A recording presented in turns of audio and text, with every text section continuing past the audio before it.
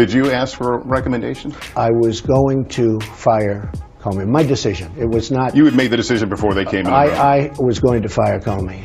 Because in your letter you said I accepted their recommendation. Yeah, well, you had already made the decision. I was going to fire regardless of recommendation. So there was really room. And in fact, when I decided to just do it, I said to myself, I said, this Russia thing with Trump and Russia is a made-up story. It's an excuse.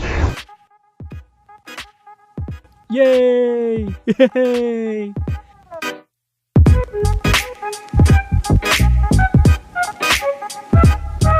Hello, everyone, and welcome to Commoner's Podcast. Today we'll be discussing the last 2 weeks of the Trump administration, in particular his firing of James Comey and the fallout from that, and then we'll be getting the European perspective on Trump's trip across the pond. But first, Adam, how you doing? Yeah, not too bad, actually. Quite excited because of this move to Barcelona and my rather significant whiskey stash, none of which I actually want to take with me because of weight. I need to drink through about 3 bottles of whiskey before heading down to Barcelona, so yeah, it'll be a good couple of months. I've got an Aberfeldy, I've got Lafroy, I've got Bowmore, and a couple smaller nips that'll need to go down as well. That's fantastic. I hope you save some for when I visit in July.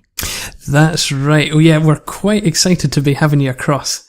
We might even be able to do kind of an in-person, face-to-face episode of the Commoners Podcast. Yeah, that would be excellent. Yeah, I'm really excited. I'm super excited. I couldn't believe I found tickets as cheap as I did.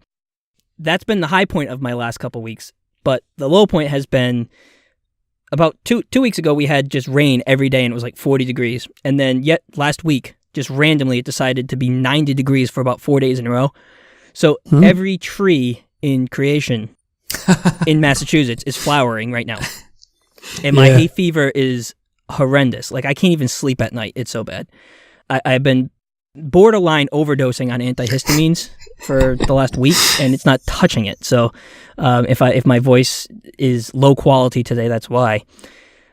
But as bad as that's been for me, my last 2 weeks have not been nearly as bad as they've been for the Trump administration. Yeah, that's right. It almost seems every day, every morning I'm waking up anyway, there's a new revelation that's come out, a new story, a new report, something that a major news organizations found out.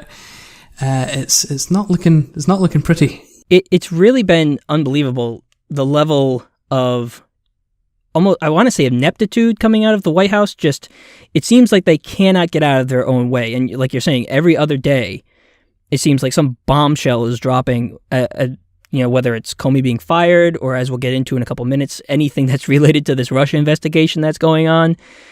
It looks and smells fishy, and it seems like they just don't have any idea how to manage what's going on.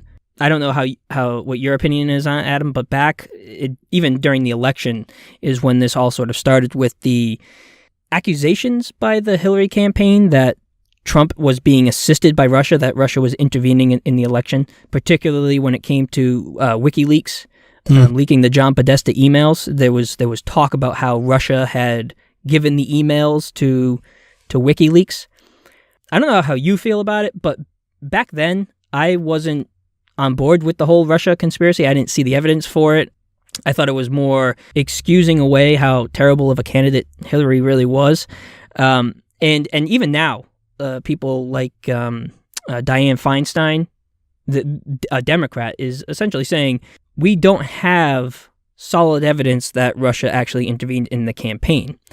But what's going on now is slightly different, and that's why I think I'm paying more attention to it now, is that it's regarding the investigation into Trump's former national security advisor, Michael Flynn. So Michael Flynn he received money from the Turkish government while he was in the Trump campaign, and also even when he was in the White House. Yeah, it was paid by the Turkish government, I think particularly a Turkish businessman, not only, as you said, when he was part of the Trump campaign, but also as an advisor in the White House. And he actually had an effect while in the White House. There was a project to back Kurdish militants to invade Raqqa, currently the capital of Islamic State, and of course being paid by Turkish affiliated people, let's say.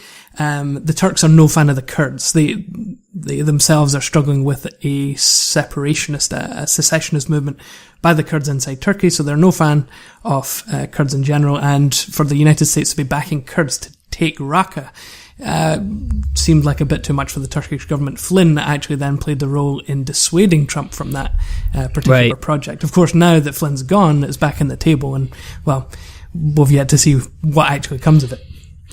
Yeah, that's right. And as an aside, actually, I don't know if you've seen this, but that horrendous brawl where Erdogan's bodyguards actually assaulted citizens on United States soil. Those were Kurds protesting, or ethnic Kurds protesting Erdogan coming to the United States. And I think if the media weren't so caught up currently in the essentially the scandal that has befallen the White House, then I think that would have been much higher up the news agenda. But just so much has gone on. I'm really quite annoyed by it. I think it's essentially hooliganism, but technically they are protected by diplomatic immunity, which is one of those weird things about global international affairs. Right. But the thing is, Trump looks so strong, not even saying anything about it. It's pathetic. That's right. And you know, the fact that Erdogan himself was even in the White House as a strong man, having been congratulated by Trump on his essentially promotion to dictator, was annoying all the same. It's just absolutely ridiculous. Anyway, we're getting a little off track here.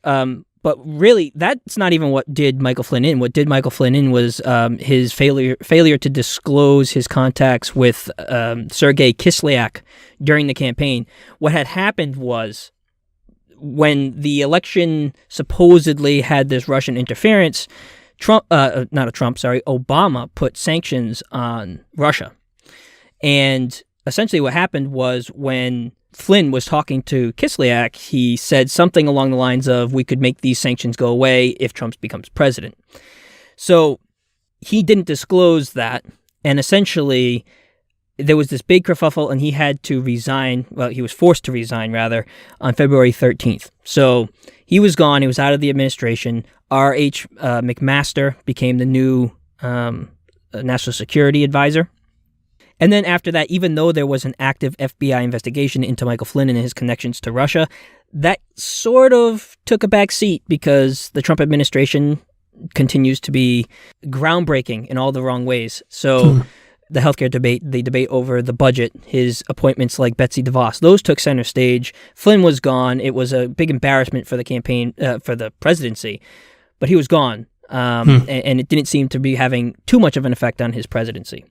Well, all of this resurfaced just about 2 weeks ago on May 9th, when Trump, out of the blue, really, nobody was expecting this, he fired James Comey, the director of the FBI, who was spearheading the investigation into Flynn's ties to Russia. And right after that, Trump's surrogates essentially tried to contain the damage by saying that Trump had fired Comey on the recommendation of the Deputy Attorney General, Rob Rosenstein. Their story was that Rob Rosenstein had written a letter, and it was approved by Jeff Sessions, who had, for all intents and purposes, recused himself from the Russia investigation. Rob Rosenstein essentially said, hey, in a letter to Trump, we recommend that you remove Comey from his spot. And something that they actually quoted as a reason was his handling of the investigation into Hillary's emails, which is just such a dig. Unbelievable. Right, so firing the guy that helped elect you president? Yeah, more or less? Right, exactly. At that time, I was thinking, I wasn't even looking at necessarily the Russia connection, because like I said, I wasn't overly interested in Trump's connections to Russia, but I was just like, what a way to reward the guy who essentially gave you a gold brick highway into the White House, you know? And so I wasn't overly worried at that point. But then the narratives inside the administration started to change. So just the day after that, on the 10th actually, Trump shared classified information with Russian diplomats in the Oval Office. Sergei Kislyak, the guy that is at the center of the Michael Flynn Russia connection investigation. And apparently because 90%, if not all, of people in Russia are named Sergei Lavrov, another Russian official, was in the Oval Office, and Trump just literally blurted out classified information. He literally told them about some sources that they had on ISIS, some Israeli sources that were so close to ISIS that they could actually give information on on things that ISIS was planning, their movements, things like that. So we could very well have lost a major source of information about ISIS from Israel because of Trump's indiscretions in the White House, which is really unbelievable. Sure. Is there anything, or do you buy the idea that Trump does actually have the authority of office to share information with anyone he wishes? Like, he is the ultimate authority to declassify information. Yes. Technically, it's true. Usually it goes through different channels. Like, there's a process for that sort of classified information being made public. Usually you don't see it in the Oval Office, him giving it to not a country that's an enemy necessarily, but a country that we're not necessarily on the friendliest terms with. I was going to say it had to be Russia. For Trump, it had to be Russia. Right. I mean, it's just, it adds smoke to a situation where there's already a lot of it. And so the temptation there is to say there is a lot of smoke, there may be fire. So his surrogates, again, came out. H.R. McMaster came out and even said effectively Trump really didn't share all that classified information. And then the narrative started to shift when it became clear that it was classified, that, well, he has the authority to do so, which technically he does. But it just kind of highlights his lack of discretion. Yeah, it's a context thing. It's a semantics versus pragmatics thing.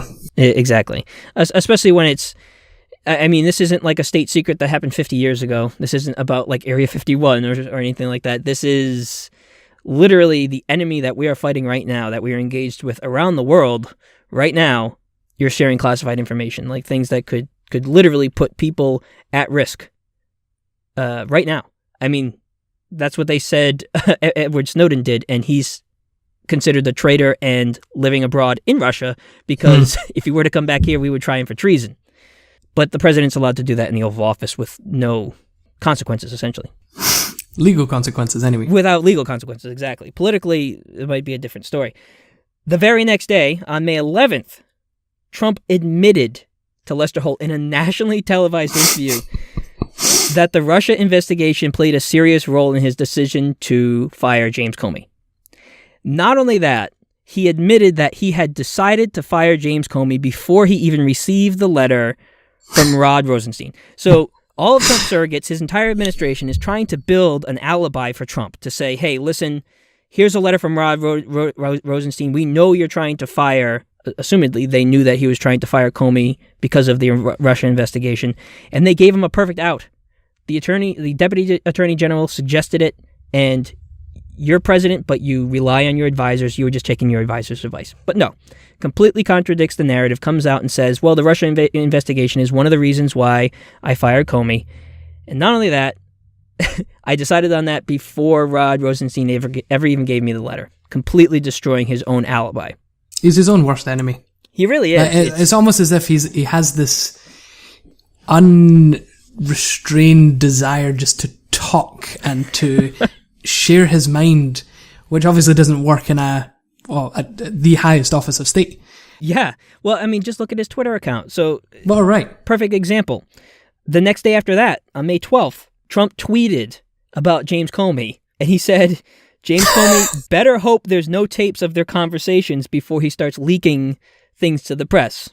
Essentially challenging Comey. And he can't keep his mouth shut because reportedly there was a memo on the 16th, only 4 days after Trump made that tweet, that Comey actually has notes from his meetings with Trump, in which the bombshell being Trump literally asked Comey the day after he forced Michael Flynn to resign to let it go, essentially. He said that he trusts that Comey would see his way through to letting the Flynn thing go because, quote, Flynn is a good guy. In the notes, Comey agreed and said, yeah, you're right, he is a good guy. And that's about it. But literally, he's using the office as president, it seems, to influence Comey to stop investigating Mike Flynn. So when you add all these things together, where he admits that the Russia investigation is the reason he fired him, that he had already decided it before the memo or the letter from Rod Rosenstein, that we have a memo written by James Comey saying that Trump from day one was pressuring him to let go of the Mike Flynn investigation, and suddenly he's fired for doing just that, investigating Mike Flynn's ties to Russia. It's really unbelievable. The guy is his worst enemy. He cannot get out of his own way. And then sort of to top this whole situation off, on May 17th, the Justice Department, Rod Rosenstein actually, not Jeff Sessions, because Jeff Sessions has recused himself from the Russian investigation, but Rod Rosenstein appointed an independent prosecutor, Robert Mueller, who's a former director of the FBI. The thing about Robert Mueller is he's liked by both sides. Both Democrats and Republicans like him because he served in the FBI under both Bush and Obama. Actually, Obama asked him to stay on after Bush left office. So he's well respected, and he's a special prosecutor who's going to have a wide latitude to investigate Trump. He's going to be able to issue subpoenas, and essentially he's a former director of the FBI. He knows how to run an investigation, and he's going to take Comey's spot. And as an independent prosecutor, he's not going to be able to be fired by the president. So what happened to the Republican, what seemed like a red line, there will be no special prosecutor? Was it Mitch McConnell that came out and said, no, there will not be a special prosecutor? Well, the Justice Department isn't in charge of the special prosecutor or allowing a special prosecutor to go about the investigation. The Congress really doesn't have a say in it. So they, while they might not want one, because it's definitely not going to, it doesn't seem like it's going to come out well for Trump, they're going to have to allow it to happen. And we'll see what happens. We'll see what comes from it. My stance is obviously just to let the investigation take its course. And if there is an impeachable offense, then, I mean, maybe that's where we're headed. But that seems to be getting ahead of ourselves a little bit, because both sides of the aisle, I don't think, are really keen to take that route of action right now. I think the Democrats in particular would risk at every corner yelling the I word, kind of demeaning their own arguments as they go forward. So almost like a crying wolf situation. But that being said, if ever there was a door open to the impeachment, direction, it seems to be what has come up here. Now, obviously, you've had a couple impeachments or a couple impeachment processes in the past in Nixon and Clinton. How similar? I'm thinking obviously that more of the Nixon than the Clinton issues. How similar is the Trump case to the Nixon case? Well, okay, so Nixon was just a criminal. Okay, the guy was just a straight up criminal. But there are similarities, aren't there? There's firing off investigators into issues that, the president himself was attached to somehow. There are parallels. So with Nixon, you literally had a break-in that the administration was involved into the Watergate complex of where the DNC was actually headquartered, because he was trying to undermine the campaign of his adversary. So that's a little bit different. I mean, Trump, right? Obviously, he's so incompetent. It's almost hard to look at it and say that he's doing this on purpose. It's almost just like a knee-jerk reaction that he's doing these things. Like he feels like he can get away with it. Yeah. Whereas Nixon, there was obviously forethought and planning, and he went into it knowing he was breaking the law. I think Trump is so ignorant that he doesn't even know he's breaking the law. I would actually sort of look more to Clinton than I would to Nixon if you're looking on the scale of impeachable offenses, because there's no question Nixon, obviously, criminal, should have been impeached. He had to resign. That was totally appropriate. What I feel is totally inappropriate was why Clinton was impeached. He was impeached for, like I said, perjury and obstruction of justice. Those were related to receiving oral sex from Monica Lewinsky in the Oval Office. So essentially, he lied under oath and said that he did not have sex with that woman, which he did. And then he obstructed justice by essentially denying having gotten oral sex. And because he was under oath when he said these things, the Republicans pushed forward and tried to impeach him for that. He didn't break the law, right? It's not illegal for a president to have an extramarital affair, but he did technically he broke the law by lying under oath about that situation. And that's what they got him on. It wasn't some massive scandal like Watergate. And you could argue, or I would argue at least, that if you're going to go through the impeachment proceedings for Clinton for what he did, then yes, you have to go through the impeachment proceedings for Trump for what he did.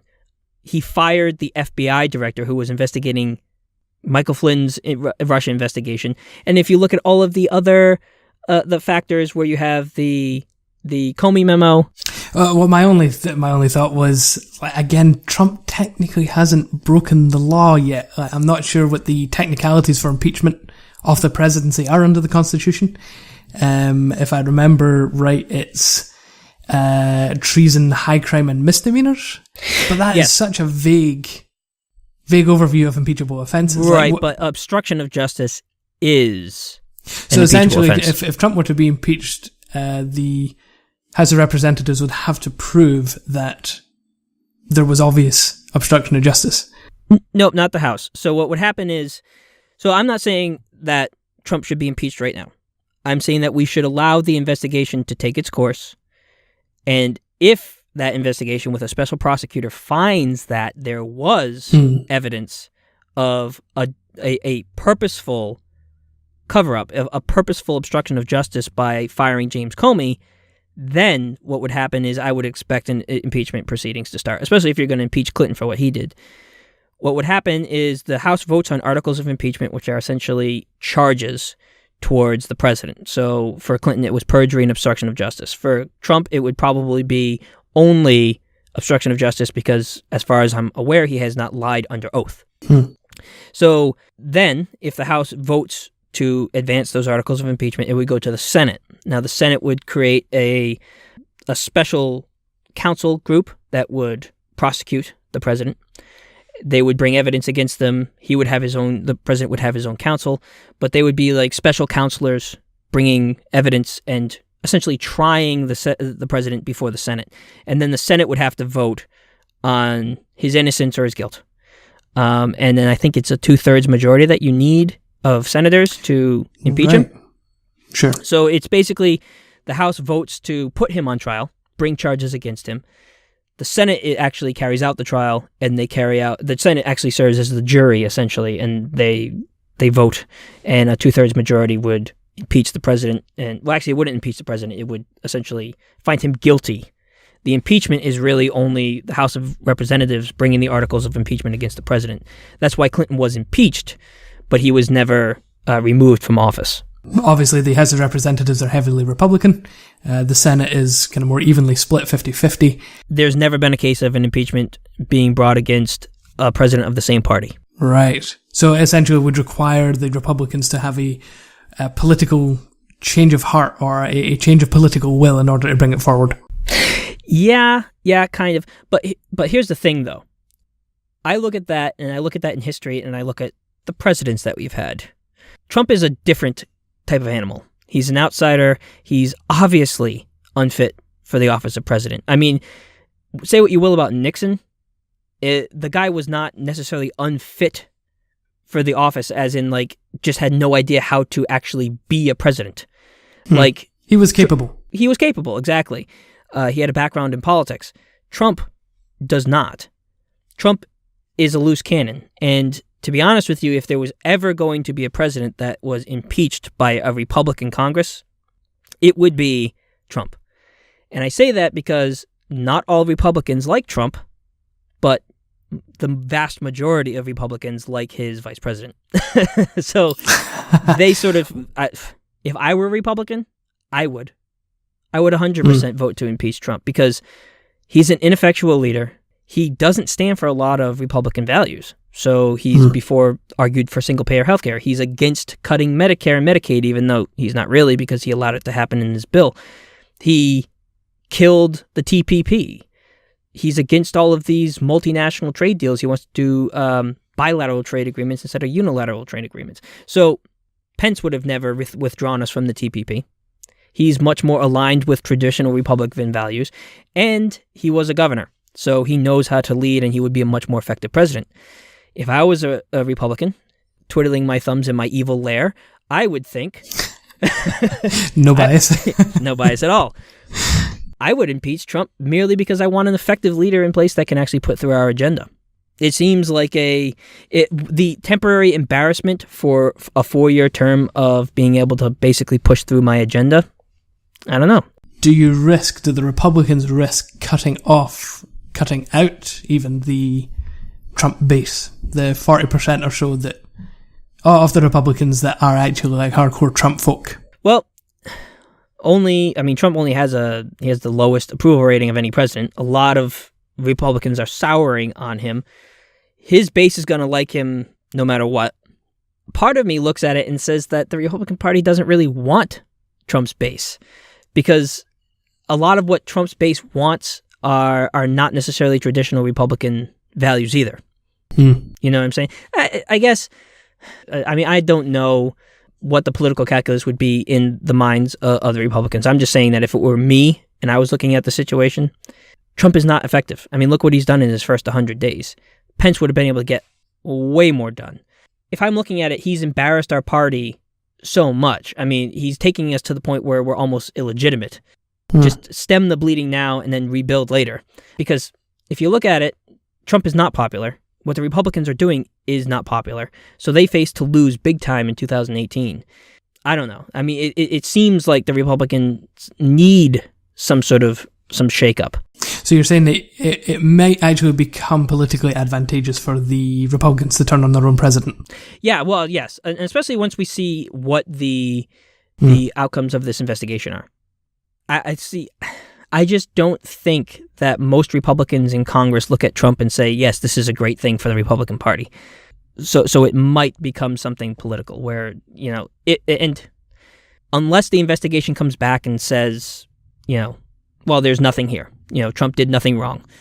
Then there wouldn't be really an avenue for them to do. I mean, even right now, Democrats are looking at it, and they're being quiet about impeachment too, because they don't want to make it into a political thing, right? They don't want to make it look like, well, this is our window to get rid of Trump and just sort of override the election because we're mad that we lost. Let an independent prosecutor that the Republicans respect go through the process, and then if it comes back and there was obvious collusion or an obvious obstruction of justice, then yes, move forward with impeachment. But let's ease off the pedal there when it comes to that, because we don't want to illegitimize ourselves. Very good point. To completely ignore the advice, I'm going to bang the impeachment drum a little bit further.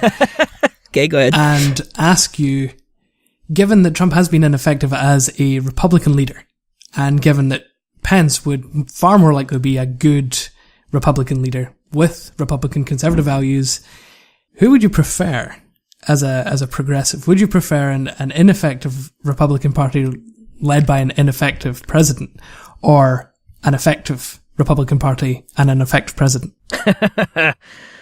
Would you risk keeping Trump on longer for the sake of not having the country dragged out to the right? That's a really tough question. I've been going back and forth on this. So when I started looking into this Russia stuff, and the faintest idea of impeachment started to come up, where it could be a possibility. I mean, it is a possibility at this point. It's not. Let's not kid ourselves. This is serious stuff that's going on. I mean, it's not just. I think it's a result of Trump just bumbling around, not knowing what he's doing. But there is potentially criminal activity happening by the president. So that's a serious thing. Impeachment is a serious option. If I'm looking at who I'd rather have, it feels insane for me to say, but I'm not sure. You'd think I would jump at the chance to have somebody who's stable in the White House. But the thing about Pence is he's stable, but he's just as insane, in his own way. I mean, I've made no secret how I feel about religious influence of politics, and we're in the same boat as this, actually. We are very much stand for classical liberal ideals of separation of church and state, and a hard separation of church and state. Yeah. Pence doesn't believe in that. Pence would do away with that altogether if he could. You have an Attorney General now, Jeff Sessions, who thinks that separation of church and state literally is not constitutional and it has no historical basis. So to put Pence, who drinks the Kool-Aid, like he really believes the things. So Trump did his whole evangelical tour and pulled all the evangelicals in by citing 2 Corinthians at Liberty University or whatever. He doesn't believe it. He doesn't believe these things, right? I would be shocked if he actually believed any of it.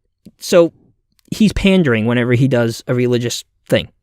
Mm-hmm. Yep. Pence is not. Pence has spoken on the floor of Congress saying that we should teach intelligent design in schools and that evolution is just a fairy tale, essentially.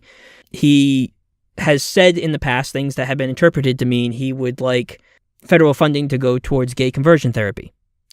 He was one of those states, when he was governor of Indiana, he put through a bill that essentially allowed private businesses to discriminate against gays however they want. He's that kind of guy. He's the guy who was behind Trump's executive order to essentially nullify the Johnson Amendment. The Johnson Amendment is in the IRS code, which is essentially an amendment that says religious organizations, nonprofit organizations cannot have, preach from the pulpit, you need to vote for a certain candidate. So that removes churches and nonprofit organizations like that from just essentially becoming tax-free havens for campaign contributions. It prohibits churches from raising money for certain candidates and things like that. So that's effectively gone with this new executive order. That's all Pence. So from my perspective, the perspective of very much valuing separation of church and state, very much valuing a secular government, Pence is absolutely the wrong direction to go. Now, that's just one facet. He would have not withdrawn us from TPP. He probably would have signed it, in fact. He's far more to the right on issues than Trump is on most things. Socially, he would have put somebody even more conservative than Gorsuch on the Supreme Court, and he would have taken a much more front seat role in legislation that's going through Congress. And because most Republicans like him, then he wouldn't have had the issues that Trump had pulling on the Freedom Caucus, because he kind of is a Freedom Caucus type of conservative. I don't think I'll have to say anything more about Pence than saying that he has praised Rush Limbaugh on the House of the Senate floor or the Congress floor. Oh, dear. Saying that Rush Limbaugh actually inspired him to go into politics. Oh, good grief. Yeah, so that is the sort of individual that we're dealing with. You could look at Trump and say that he's maybe not really deep down a Republican. He's really not deep down a conservative. Pence drinks the Kool-Aid. He believes every word of it. So as draconian as Trump would be, Pence would be even worse and with conviction.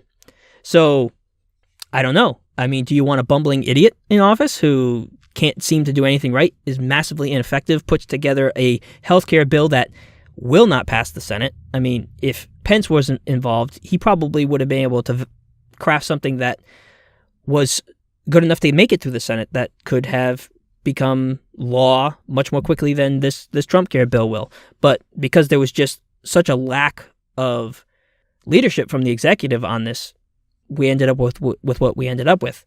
You wouldn't have that lack of experience or lack of clarity from the executive if you had if you had Pence as president. So it's not necessarily out of the frying pan into the fire. It's just sort of like out of a crappy rusted cast iron skillet into a nice shiny Teflon skillet. Like, you still get burned just as bad. It's just one looks better. I guess from my perspective, Pence looks a heck of a lot better, because I couldn't see Pence, for instance, turning his back on NATO or threatening to turn his back on NATO. I couldn't see him necessarily calling for the dissolution of the EU, which Trump was very close to doing. I could see Pence being quite obviously, perhaps not anti-Russia, but certainly making sure that Russia stays in a particular state, within a particular, well, actually, in the case of Crimea, it didn't stay within its own state, but nonetheless, like, staying within its own boundaries. Yeah. So I guess from an internationalist perspective, where we don't have to deal with Pence's social issues with his healthcare law, we just want someone who is, I can't believe I'm saying it, strong and stable. In the White House. For those of you that don't get the reference, that is currently the campaign slogan of the Conservative Party here, as we're heading towards the British general election next month, of which I'm no fan either. Well, so here's the thing. Pence would be an improvement on the international scale. So for people who live in Europe, for people who are worried about the status of NATO and the European Union, Pence wouldn't really meddle with that. He wouldn't change a whole lot of that. he would more or less be, like you said, strong and stable, just the same. You don't get the volatility with Trump. However, with Pence, you'd also probably have escalations in Syria and Iraq and Afghanistan, failed wars. And forgive me, but I care slightly less about the EU than I do about the United States. And I mean, it's understandable. I mean, there's so many different things too. There's so many facets. I mean, if you look at literally anything, he's, in my opinion, wrong. So he would escalate the drug war, which is awful. He would escalate, prison sentencing, which is awful. He's got an AG who would be more than willing to do that. So he would be a very, very powerful president, right? Trump has the potential to be a very powerful president because he has Congress and he's got pretty much all the people he's wanted to appointed to their spots. If he wasn't such a bumbling fool, he would be able to get so much more done. But Pence, who has a very distinct vision for America, he's sort of like a dominionist, almost like Ted Cruz, right? Like very much right-wing conservative Christian. He has a very specific and scary direction that he'd want to take the country, and he'd be more able to do that than Trump would. So like I said, I mean, there's no good option here for liberals, right? You get rid of Trump on the one hand, but then you're left with Pence on the other, who he's not good either. Like it's not a good option, especially for the things I care about. So like, it's gonna sound bad, but drugs, secularism, the things I care about, like freedoms, minorities, minority groups, LGBT groups would suffer. Everyone being able to do it as they please equally under the law tends to suffer under conservatism. Yes, absolutely. So progressive values would take a major, major hit. Women's rights would take a major, major hit. LGBT rights would take a major hit. And so the things that progressives care about would just kind of be under constant attack in the United States if you had Pence as president. I don't know. It's death by shotgun or death by hanging. It's one's slower than the other, It really is a sad state of affairs that this is what we've ended up with. A democracy, and the United States is a democracy. I will concede that. A democracy, a true democracy, always gets the leadership it deserves. Well, if it were a true democracy, Hillary would be president because she won by about 3 million votes. There are rules in place that everyone understands getting into the game. That's true. And I don't mean to say that like I'm a fan of Hillary either. If Hillary were elected and this sort of things went on, absolutely, with a Republican Congress, she would have been impeached. Yep. So, and I probably would have been behind it because I can't stand her. So, if I had to choose between Hillary and Tim Kaine, I'll take Tim Kaine every time. It's such a sad state of affairs. It's so bad. And I know a lot of conservative Christians, and they almost look at impeachment of Trump as a good thing because they want a Pence presidency. Yeah, that's something that they want. Well, the particularly conservative Christians who back Trump almost entirely for the judicial pick, they're now thinking, well, actually, we got what we needed, so yeah, let's get him out. Speaking of our main man, should we get back to his day-to-day activities? Oh yeah. So not only all of this going on in the States, this is the time when he chooses to make his first trip outside of the country. I doubt that it was planned. Yeah, I doubt that it was planned this way. That his first major trip. He just happened to luck out. Exactly. Well, I think the world's media happened to luck out. I don't know. I mean, he knew he was going on the trip, presumably before he fired Comey. That is a good point. That was the catalyst to all this. Yeah. This would not have happened if he hadn't fired him. He just could have held off a month. Nonetheless, he is currently in Saudi Arabia as we are chatting. By the time you are listening to this, he'll be in Israel.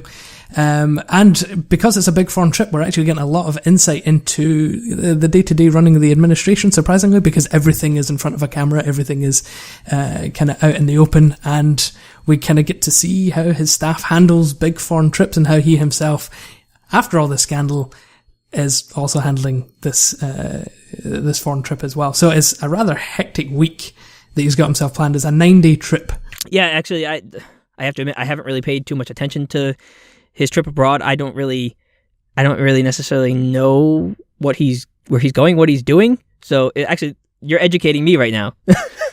Well, good. Let's just run through his schedule then. So for some reason, he's decided to list or visit all three centers of the three major religions, at least the three major Abrahamic religions, in one fell swoop. So he's visiting Saudi Arabia today, as I said. He's there today, tomorrow. He'll be in Israel Monday, Tuesday, and then he'll be in the Vatican Tuesday as well. So he's visiting, obviously Saudi Arabia being home to Mecca, the center of Islam, Israel, the center of Judaism, and the Vatican, the head of the Catholic Church. So he'll be actually having an audience with the Pope. Then after that, he's got meetings with various EU leaders, including our lovely new friend, Emmanuel Macron of nice. France, the newly elected president of France. And then he has probably a rather uncomfortable meeting with NATO leaders, having ran his campaign, essentially calling them obsolete. He now needs to sit in a big room with all the leaders of people who very much agree that NATO should continue to exist. And then finally he wraps up his 8-9 day schedule with the G7 summit, which is a regular meeting of the 7 biggest economies. This time they're meeting in Sicily. Wow. So it's a packed week. I mean, this would be ambitious for any seasoned global leader. He's got 3 of the world's major religions. And by the way, let's get in a bit of detail. When he's in Saudi Arabia, he's going to be addressing 50 of the major Muslim leaders of Muslim countries. So 50 leaders of Muslim countries, let's put it that way, who are all swarming into Riyadh at the moment, the capital of Saudi Arabia, for this big summit of Muslim leaders. His platform for this type of speech is actually quite good. It is solidarity with the Muslim world. So having just a couple months ago tried to ban a particular religious group from 6 or 7 rather volatile areas of the world, he is then going in front of these Muslim leaders to proclaim peace and solidarity with them. He's going to be talking or speaking against radical Islam in Saudi Arabia. Saudis love Trump. They think that he is a big step up from Obama. Obama was not so keen to get involved in the affairs of the Middle East. Trump is now, apparently. And so they've just started to love him. He tends to be of the more authoritarian variety, which of course the Saudi monarchs love as well. Like, he's kind of seen as a little bit more one of their own. He'd be more likely to behead somebody for witchcraft than Obama would. So the Saudis gotta love him. This is true, technically. And he'd definitely be more likely not to let a woman leave the house without a man or drive a car. Although they did make the monumental step towards modernity by actually loosening the rules on that. All right. Really a major step forward. Any step forward for the Saudi kingdom is amazing. The foreign minister of Saudi Arabia called it a coup for peace. An odd phrase, I know, but the idea of the speech being something that says, we Westerners are not afraid of you Muslims. We can do this together. The Muslim response being, we Muslims are not afraid of you Westerners. We can do this together. And actually the platform, his intent is good. Coming out of the mouth of almost anyone else, it would be worthwhile. What do you think the over-under is on the times he mentions radical Islamic terrorism? Yeah, good question. I'm going to go with about 19 in a 20-minute speech. I'll probably go higher than that, actually. Honestly, though, I am quite looking forward to watching that speech. I can't wait till we get the video of it. Yeah, I believe it will be sometime tomorrow. Yeah. I think it's sometime on Sunday. So by the time you're listening to this, it's already out and recorded, so go and look it up. It will have happened. And hopefully there will have been no gaffes, otherwise you will definitely have heard about it. And that is just Saudi Arabia. So then he moves on to Israel. He actually cancelled a speech at Masada because apparently he couldn't take a helicopter in. I'm not sure if that's a rumour or not, so he cancelled that speech. The big question about his trip to Israel is whether he continues to back the idea of moving the US embassy from Tel Aviv to Jerusalem. Currently, no country in the world recognises Jerusalem as the capital of Israel. It's only Tel Aviv. And so all the different countries of the world who have embassies in Israel have their embassy in Tel Aviv. Right. That would be a rather big kick in the teeth to any Muslim. Having just left Saudi Arabia is probably not high in his to-do list. The other big thing that we're probably going to be looking at when he's in Israel is his stance on Israeli settlements in the West Bank. Interestingly, he also has a meeting with Abbas, the leader of the Palestinian Authority in Bethlehem, which is actually in the West Bank, controlled by the Palestinian Authority. So it's an interesting step for a US president to actually head into Palestine. Yeah. And then, of course, he has a meeting with the Pope in the Vatican. This will more or less just be kind of a photo op. If anyone remembers the Trump campaign all that well, he did have a rather feisty back and forth with the Pope. The Pope being one calling for, social justice and equality, right, and Trump more or less shutting him down. I can't imagine that Pope Francis is at all excited to meet President Trump. Oh, I think he's very excited. Really? Yeah, of course. I think he's looking forward to it. If there's anyone in the world that has a bigger megaphone than Trump to, shout out to the world, it's the Pope. Like, he's, I think, going to be in the place of higher dignity, higher power. One thing that I was thinking of as well when you're talking about his visit to Israel, I know backtracking, but that's another thing where he breaks Republican orthodoxy.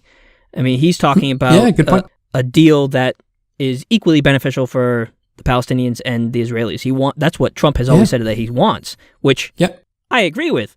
If we were to impeach him, Pence is 100% one of those 100% pro-Israel, no matter what Christians. And that's much closer to Republican orthodoxy, which is probably the direction that the country would go. So. Yeah, Trump is actually in favor of the two-state solution, as actually the Obama administration was as well. So that's not much has shifted. So while Israel is actually quite happy to see Trump on, they probably would be happier with a Pence in office. Yeah. So I make it no secret how I view Trump as an American citizen. We sort of know how the American populace as a whole views him. He's the most unpopular president ever at this point in his presidency.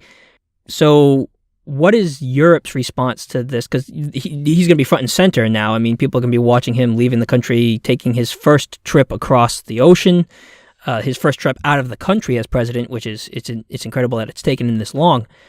But what's the response by Europeans, especially in light of what's going on with him firing Comey and rumors of perhaps an impeachment?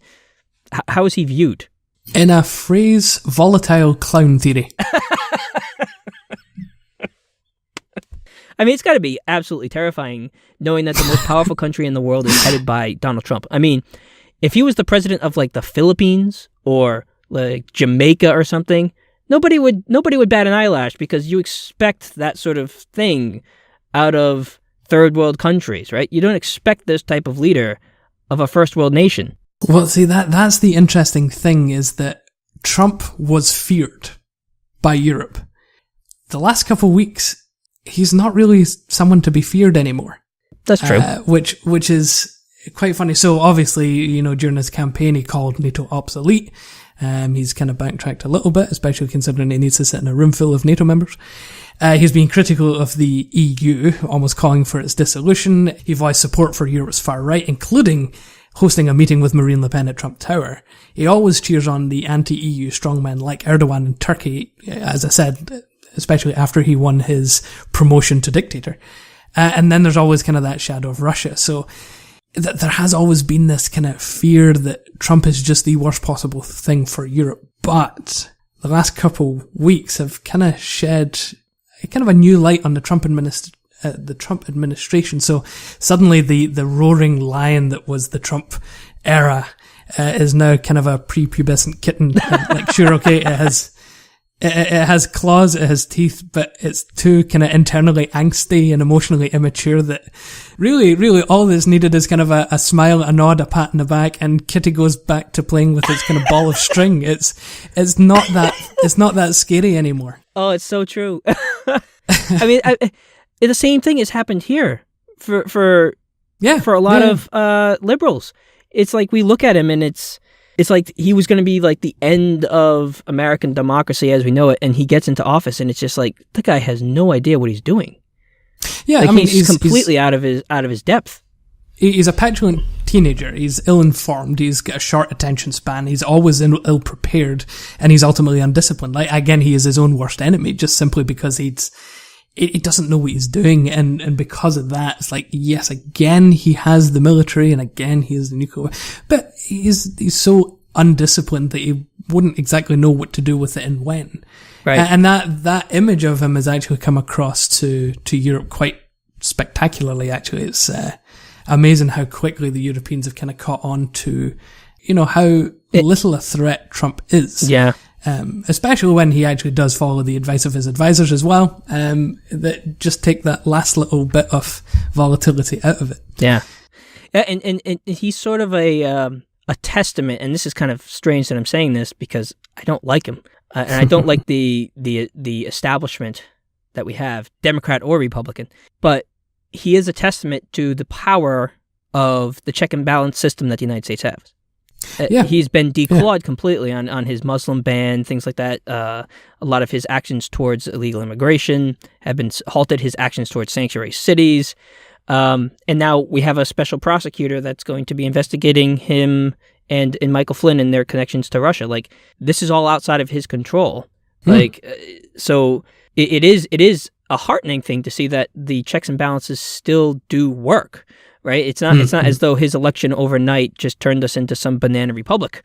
I mean, you can argue whether or not like the level of corruption that we have has changed, but it's not as though he's the end of the American system of government.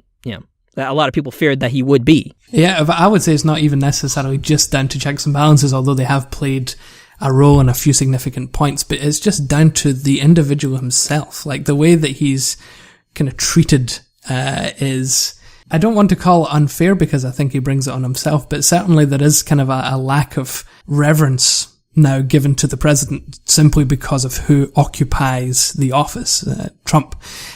So, for instance, I've got a quote here by Peter Westmacott, who's a former British ambassador to the States. So, if you're prepping people for Donald Trump, the 2 or 3 points would be: 1, bear in mind that this is still a guy who focuses on wins. He likes to have wins for America and wins for himself from bilateral meetings. Secondly, he is a deal maker, a pragmatist. And third, this is a guy with a limited attention span. He absolutely won't want to listen to visitors droning on for half an hour or longer if they have an interpreter. So that's a former British ambassador essentially just kind of laying out some advice dealing with Donald Trump, and it is one of, again, that kind of petulant teenager idea. Like, it's like kid gloves. It's like you have to just pander to the guy, and if you pander to his ego, he'll be fine. Exactly. That's a perfect example of this.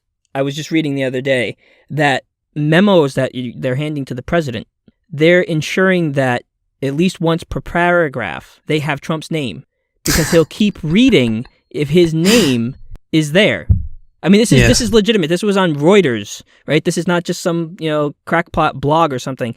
There are sources within the campaign, the White House, that say the memos that we hand to him have to have his name at least once a paragraph, or he won't finish reading the memo. It's like the guy is. It's weird. Like, I've sort of shifted almost 180, because when he was first elected, I was like, oh, this is awful. And now it's like, I'd rather almost have him than Pence. Like, okay, let's just keep this going until the midterms. And then what little power he has now will be completely taken away, because the Democrats will hopefully rebound in 2018. And I mean, the thing is, if he keeps this up, and especially if the Republicans keep up what they're doing, I think you would see a surge in Democrats, at least enough that they don't have such a massive majority that they do now, where they can just push through anything that they want. So, it's almost like, let's limit the damage, let's keep the incompetent in office as long as we can, strategize for 2018, and then strategize for 2020. But, yeah, like I said, my attitude has completely shifted on it because of the fact that he is so incompetent as president, and he is so inept, and he's not actually being effective at putting through any of his agenda, to the point where it's like, okay, I can survive this, So you're coming down on the don't impeach Trump side. Kind of. I mean, he's even, well, it was a little different with Bush, is because he had such a conniving, evil vice president. Seemed to come across that way anyway, yeah. Well, that sort of took control. And a lot of the bad things that happened under Bush's administration were because of Cheney. But I guess I don't see, but Mike Pence does have some level of control, but I think that Trump is a little bit more sensitive to Mike Pence having that sort of involvement. Like, he wants to be the guy. He doesn't want Pence getting, like, he does rely on some of his advisors, but he doesn't want Pence to have that much power. So I don't think that Pence is as powerful as Cheney was, just by what we're seeing happen in the White House, maybe with the religious freedom order. But yeah, essentially, I think I would come down on the side that says don't impeach him, because he's bumbling, like he's not putting through his agenda. He's bad. Like, he is bad. But I mean, do you really want it to be worse? I mean, this is not as bad as it could be. You know, because when he was first elected, my mind was, oh, this is the worst. This could be so much worse. And him having been president for 5 months, it's like, it could be worse. It could actually be worse. But that's my perspective as an American. I mean, it's obviously, I'm sure for you, Pence would be an improvement, or you would welcome Pence. Well, yeah. So particularly looking at some of the details of Trump's trip to Europe, particularly with NATO more than the EU, he's got more kind of one-on-one meetings with EU leaders rather than sitting in a big group of, the EU. That's true. It's more when he gets to NATO that I think he'll kind of get a bit more backlash. So, for instance, NATO actually has downgraded its event this week. So they're meeting on the 25th. And they've downgraded their event from a summit to a simple meeting. The idea being that they want to limit Trump's outbursts or explosions or, limit any attempt that he might do to damage NATO. So that NATO has the idea of, having reverence for the office of the presidency being diminished by the office holder. This is a practical example of this, is that NATO is essentially just saying, okay, come on in. Yeah. Oh, here's some dinner. Okay. Out you go. It's insane. It's almost like, I mean, I have 2 kids. Just watching his staff and his surrogates and how they have to, like, contort themselves to just explain away what's going on with him. It's almost like, you're preparing for, like, a road trip with a toddler.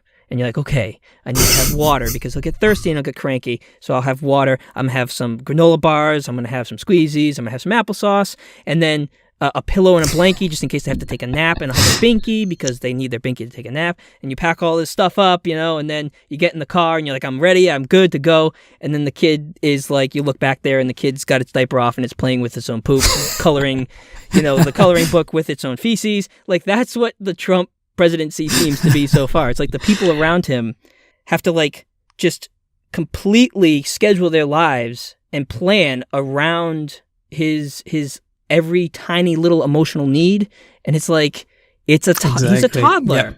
Yeah. He is a toddler. He's a man baby. Oh, and it's actually being used to NATO's advantage as well, not only by kind of diminishing the status of this meeting, but there's also going to be a choreographed photo op for Trump at the new NATO headquarters. All right, now the new NATO headquarters has a memorial to 9/11, which actually includes a bit of steel from the Twin Towers. Oh wow!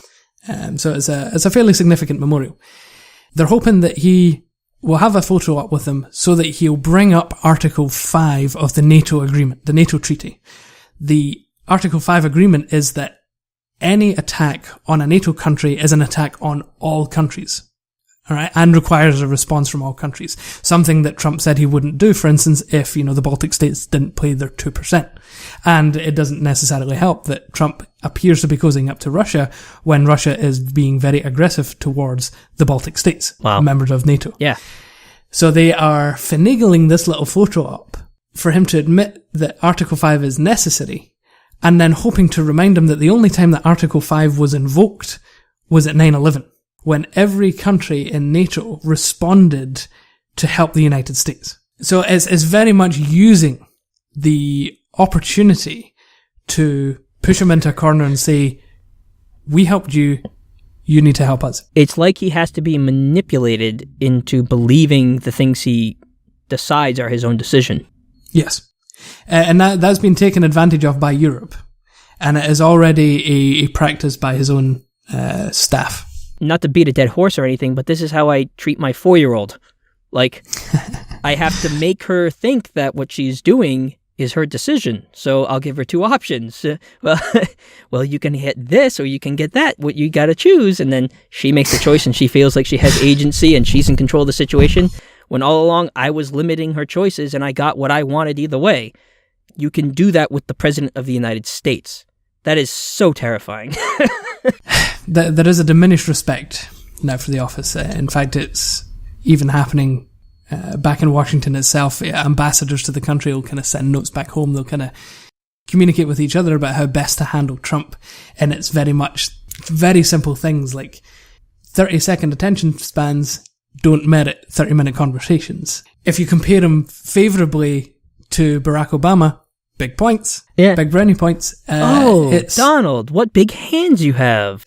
Exactly. It's things like that. It's I loved you on The Apprentice. It's so much worse now that Schwarzenegger's on. Right. And I think because of that, Europe just is no longer fearful of Trump. They are perhaps concerned about what Trump's undiscipline might mean regarding intelligence sharing, but like the German foreign minister is still happy to share intelligence with Trump. Jens Stoltenberg, the Secretary General of NATO, has said that he will continue to share intelligence with Trump. The British Prime Minister, Theresa May, has come out and said the same thing. Like, she still has full confidence in the special relationship, so-called, and the enduring links that have to stay in place, and therefore will continue sharing intelligence. So ultimately, nothing really changes other than the fact that the kitty has been defanged a little bit. I mean, it's not like I necessarily would think that everything would change overnight, but it's disheartening to think that the President of the United States has been reduced to such a disrespected office. Or at least person. The office not necessarily is disrespected, but the person definitely is. You know, it's like we're putting forth. You're supposed to be putting forth your best foot. Like, Europe loved Obama and respected him, and now that is just not there for this president. But yeah, well, maybe after his trip, when he gets home, he'll still be president. Yes, it might not be gaff-free, mind you, but this should be a fun trip. I think many eyes are on the trip, and as you said, who knows? Well, that pretty much sums up the last 2 weeks in Trump. A lot to get to in there, and more to come. Obviously, we'll keep tabs on that. Our next episode will be in 2 weeks. It will actually be doing the British election special. If you remember, Theresa May called a snap general election in which it seems like the Conservatives are going to absolutely railroad Labour. It won't even be close. But we'll cover it, even though it's bound to be a slaughter. Yeah, I'm almost looking forward to it just because it'll be a bit of political history. Don't forget that you can subscribe to us on YouTube, where these episodes are posted. You can also follow us on Twitter at CommonersPod.